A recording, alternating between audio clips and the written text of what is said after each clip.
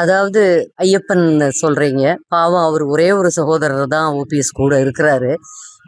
பார்க்குறப்போ அவ்வளோ தூரம் ஒரு வெறுப்புணர்வு தான் எல்லாருக்கும் வருது. அது இவ்வளோ ஒரு ஒரு கேவலமான்னு சொல்லுவாங்கல்ல, ஒரு அவமானமா தான் இருக்க தவிர எந்த அதிமுக சகோதரரும் சரி, ஈவன் மற்ற பொதுமக்களும் சரி அதை ஏற்றுக்கொள்ள மாட்டாங்க.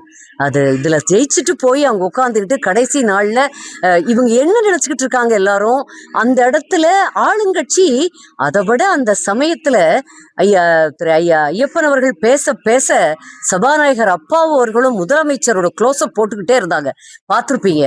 அவ்வளவு ஒரு சர்க்காஸ்டிக்கா, அவ்வளவு ஒரு கிண்டலும் கேலியுமா, அப்படி அதை பாக்குறப்போ ஒரு அதிமுக தொண்டர் அப்படிங்கிற முறையில எனக்கெல்லாம் அவ்வளோ அவமானகரமா இருந்தது. கூனி குறுகி போனேன் இந்த இடத்துல. ஏன் உங்களுக்கு எதுக்கு இப்படி பட்டவர்த்தனமா வெளிச்சம் போடு? யாரை அவமானப்படுத்துறீங்க? உங்களை வளர்த்து விட்ட கட்சியை அவமானப்படுத்துறீங்களா? உங்களெல்லாம் இவ்வளவு பெரிய ஆளாக்குன அந்த அண்ணன் ஓபிஎஸ்க்குமே சொல்றேன், உங்க ஐயாவோட இடத்துல இருந்து தான் சொல்றேன். இது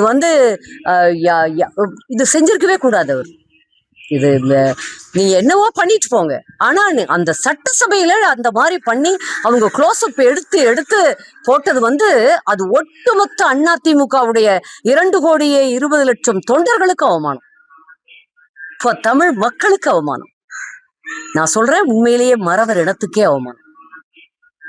நன்றி.